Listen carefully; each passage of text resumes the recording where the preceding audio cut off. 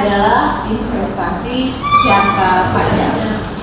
Apa yang teman-teman ketahui tentang investasi?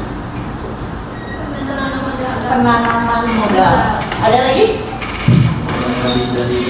Yang lebih dari 5 tahun. Jadi penanaman modal yang dilakukannya lebih dari jangka waktu 5 tahun.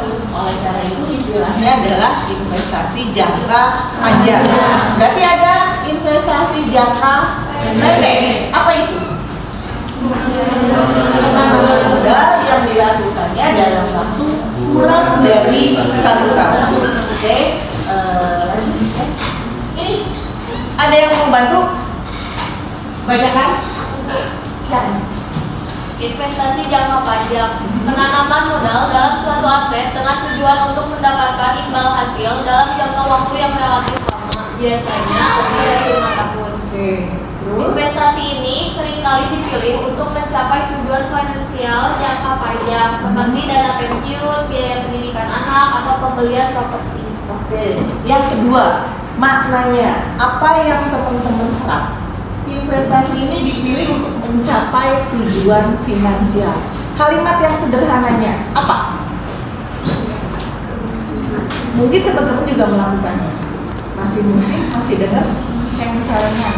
Oh iya. Nah, itu kan kalau bahasa kerennya kan investasi. Walaupun kedengeran ya karena koin plung gitu ya. Atau mungkin sekarang masih atau udah nggak punya koin, kertas semua. Atau bahkan Bu, saya mah nggak pakai ceng-celengan. Simpen di mana? Dana, gitu ya. Ada suara apa kan? Disimpan di HP, gitu ya. Oke, kira-kira seperti ini maknanya dari investasi jangka panjang. Oke, lanjutnya. Ini siapa yang mau bacakan? Silakan, yang lain. Ada? Silakan. Karakteristik investasi jangka panjang dalam upaya untuk mendapatkan dana perusahaan dapat menanamkan sebagian dari kekayaannya dengan cara membeli yang pertama surat-surat hutang, misalnya obligasi dan reksa. Yang kedua ada saham atau sertifikat saham. Investasi tersebut dapat bersifat jangka pendek maupun jangka panjang. Oke, surat-surat hutang. Apa yang kebayang oleh kalian surat-surat hutang? Surat-surat hutang. Yang teman-teman tahu aja, apa sih? Saya tanya, apa sih surat hutang itu? Surat hutang adalah surat pernyataan yang isinya hutang. Tapi kok bisa ya disebut surat berharga? Kenapa disebut surat berharga? Kenapa disebut barang berharga?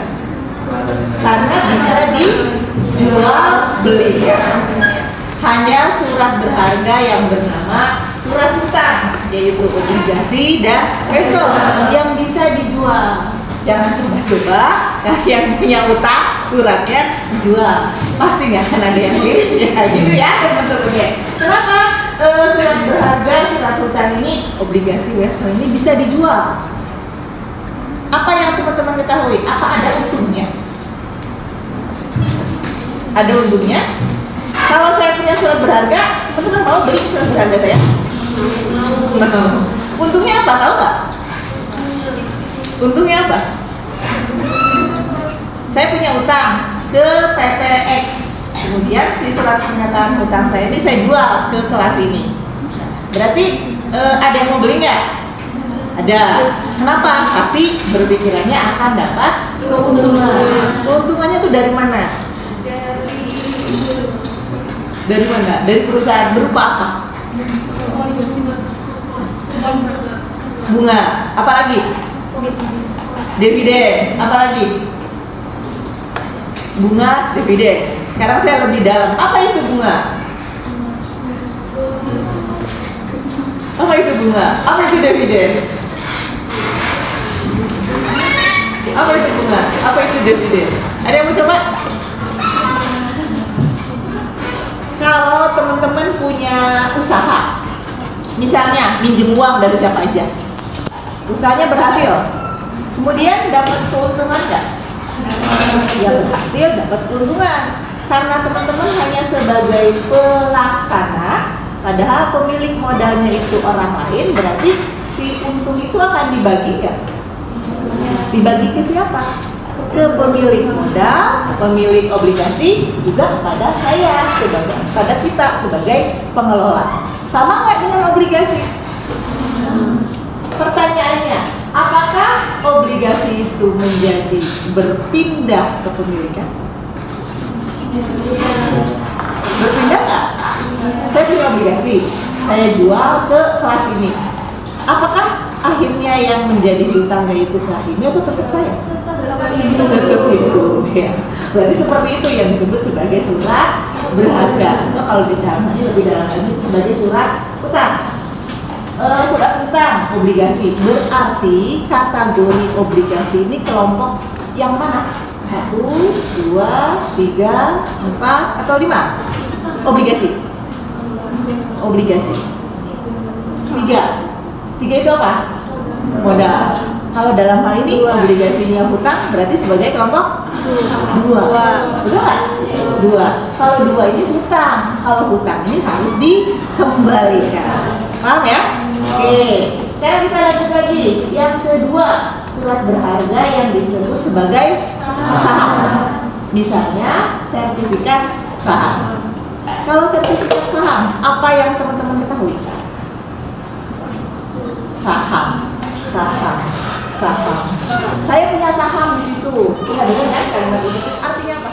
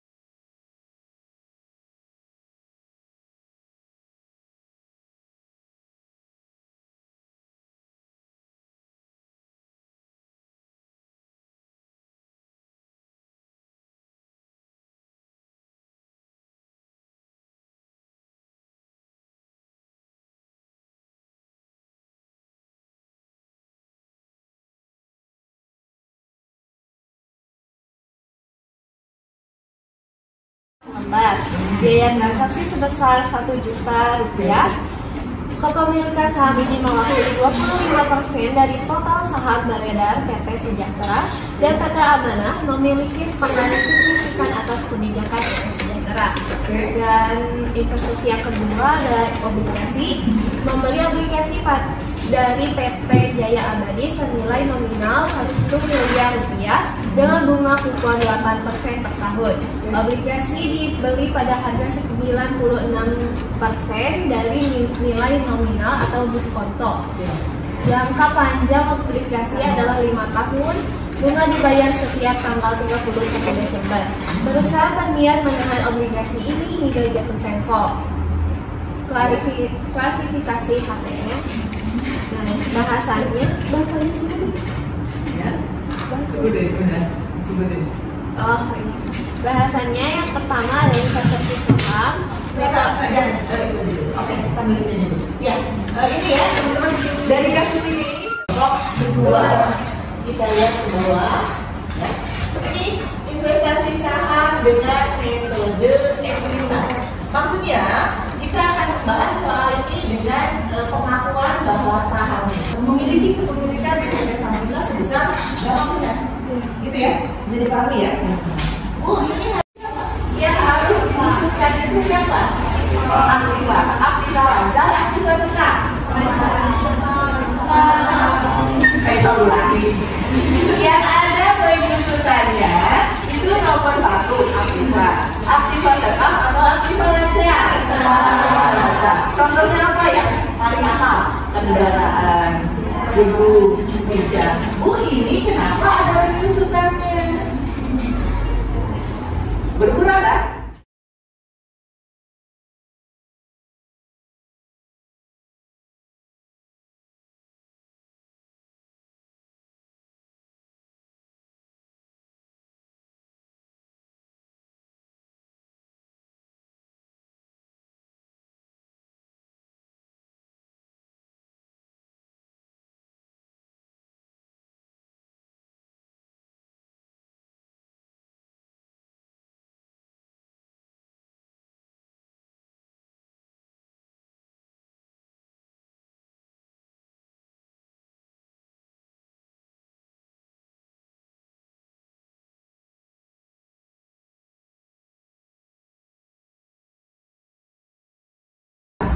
depresiasi. Kalau yang tidak berwujud, gitu ya. Kenapa disebutnya tidak berwujud? Karena nggak kelihatan. Betul atau bagaimana? Ya. Sekarang kalau disebut ayam berwujud, teman-teman bisa bayangin ya? Sekarang kalau bentuknya ayam tidak berwujud, ya terserah teman-teman kebayang seperti apa ayam. Ini tidak berwujud, gimana? Ini juga sama obligasi, tidak berwujud, tapi tetap ada nilainya. Nilainya itu juga ada penyusunannya yang bernama amortisasi. Itu ya, jadi ini sama dengan penyusunan maknanya. Kemudian amortisasi tahunannya katanya 40 juta. Tadi 5 diumpamakan sebagai jangka waktu berapa? 5 tahun. 5 juta. Kemudian ada penerimaan bunga. Tetap ya dihitung dari harga nominal 1 miliar, yaitu 80 juta. Ini perhitungannya. Bagaimana buat jutanya? Bunga di akhir periode aplikasi kita akan mendapatkan bunga berapa? 80 juta. Kita akan mendapatkan sharing dari investasi obligasi sebesar 8 juta. Dan kita investasi bagaimana? Bertambah berkurang. Kenapa bertambah? Karena kita dapat apa namanya? Bunga dari obligasi.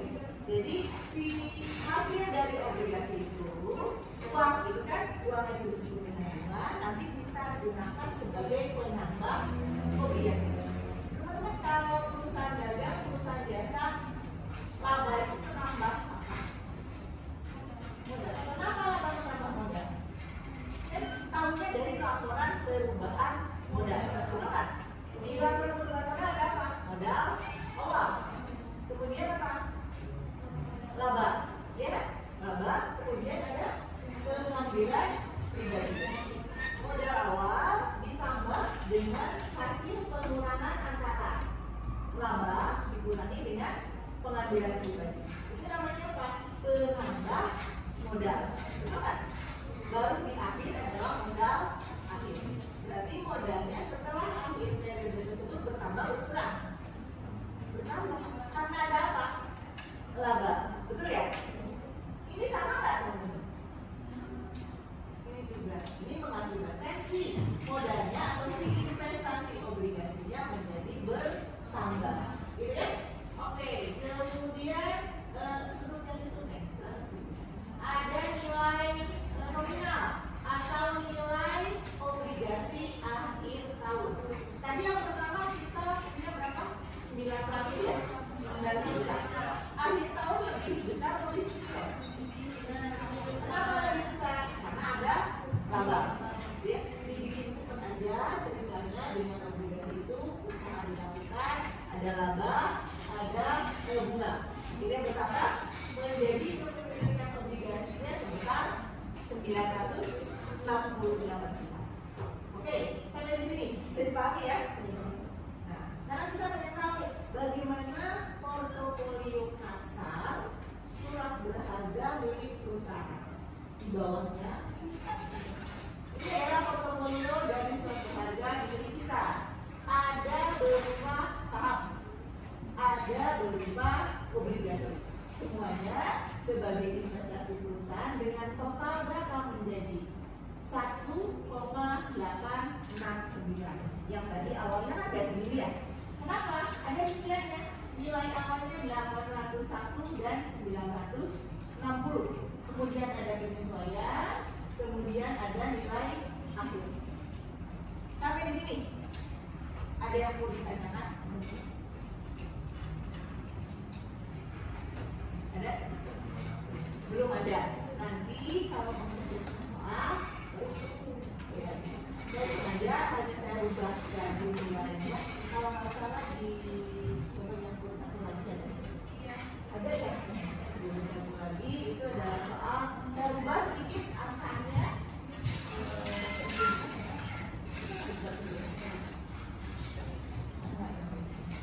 Yang lain bisa buka ya, soalnya lebih sedikit. Silahkan kita selesaikan.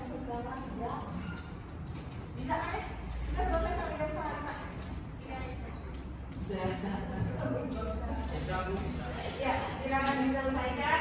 Nama lainnya sudah saya sematkan di situ. Mudah-mudahan bisa. Agak beda sekarang. Saya tidak membebaskan teman-teman bikin soal sendiri, jawab sendiri. Saya sekarang siapkan soalnya. Silakan diselesaikan sendiri-sendiri. Saya bisa boleh bekerja sama dengan mereka. Kalau saya ini jadi materinya sudah kalau makanan itu lengkap ya. Kan dari dua beda ada ya. Sekarang saya tambahkan ini. Mungkin dua beda jangka pendek kan ada. Atau jangka pendek. Ada dua ya. Jangka pendek lebih gampang ya. Lebih simpel. Atau